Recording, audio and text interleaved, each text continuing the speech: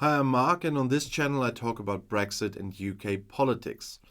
British GDP reversed June's increase with an unexpectedly significant decline of 0.5% in July compared to the previous month, according to analysts at Postbank Research. Industrial production in particular has been weak. The services PMI slipped into contraction territory in August at 49.5% points, with the industrial PMI also remained at an even lower level at 43 points. And in August, the inflation rate fell from 6.8 to 6.7%. Well, 7% was expected still. What was probably more spectacular and more important for the Bank of England was the decline in core inflation from 6.9 to 6.2%. Although the unemployment rate rose slightly to 4.3%, average wages and salaries continued to climb from an unwardly revised 8.4 to 8.5% compared to the previous year. Second round effects on inflation therefore appear possible, according to the analysts at Postbank Research. Contrary to market expectations, the Bank of England left the key interest rate at 5.25% at its September meeting. If the future markets had priced in an interest rate peak of 6% a month earlier, these expectations have now fallen to 5.38%, meaning that the players would only foresee an interest rate hike at most. The pound depreciated noticeably against the euro after the BOE meeting at the time, but recovered somewhat. It could still be little lighter over the next 6 months. Britain is currently experiencing a high rate of inflation, which is the rate at which prices for goods and services are rising.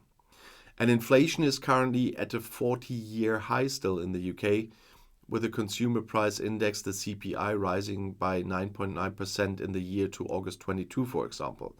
And there are a number of factors that have contributed to Britain's inflation problem.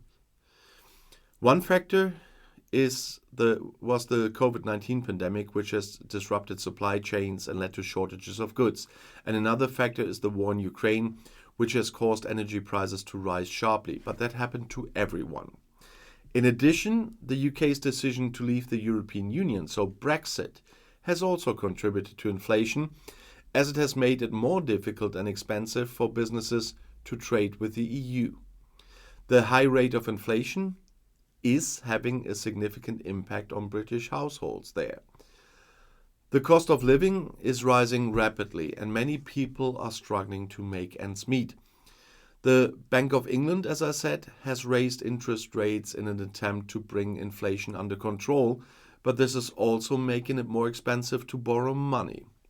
And the UK government has introduced a number of measures to help households cope with the rising cost of living. The measures at the time included a one-off payment of £650 to low-income households, a doubling of the energy price cap, and a reduction in fuel duty. However, many people argued that these measures were not enough and that more needs to be done to help people struggling with the cost of living crisis.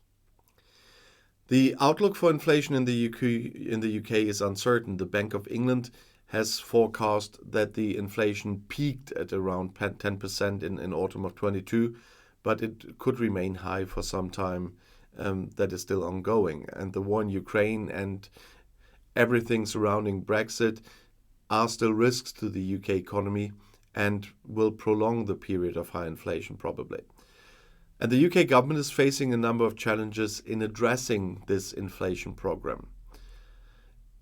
It needs to balance the need to help households cope with the rising cost of living with the need to keep the government's finances under control. And the government also needs to work with businesses to ensure that they can continue to operate and invest in the UK economy. And there are indeed a number of reasons why Britain has a bigger problem with inflation than the other G7 countries. And one was the energy prices. Britain is a net importer of energy, meaning that it imports more energy than it produces. And this makes it more vulnerable to rising energy prices, which have been a major driver of inflation in recent months. And of course, there's Brexit.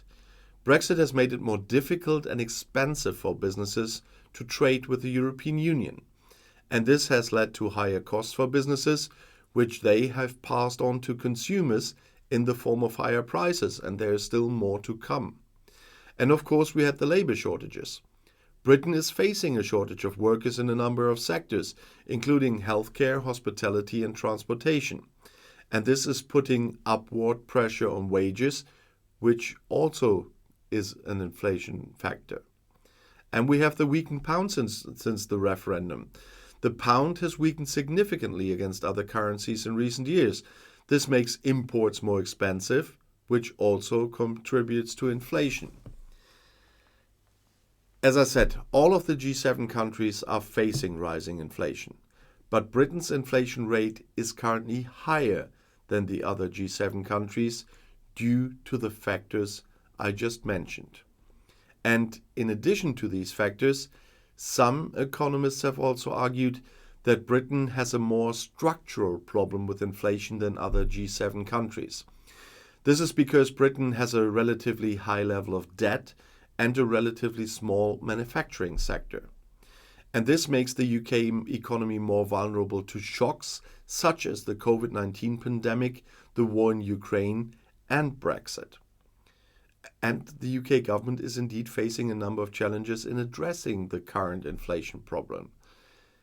It needs to balance the needs of the poor people in the country and the government spending. And it really needs to work on helping businesses to ensure that they can continue to operate, but most importantly, and there's the biggest problem at the moment, to invest domestically. The level of investment in the UK has gone down a lot since the referendum, and they need, of course, more domestic investment because of that. But inflation will remain a problem, and as I mentioned several times also on my last live stream, prices here in Germany are even going down. And what I get from all my friends in the UK, the prices are still going up there. And that is one of the major differences for ordinary people. And if you want to know more about Brexit or UK politics, the next video is right here in the end screen. I'll see you there. I'll be back.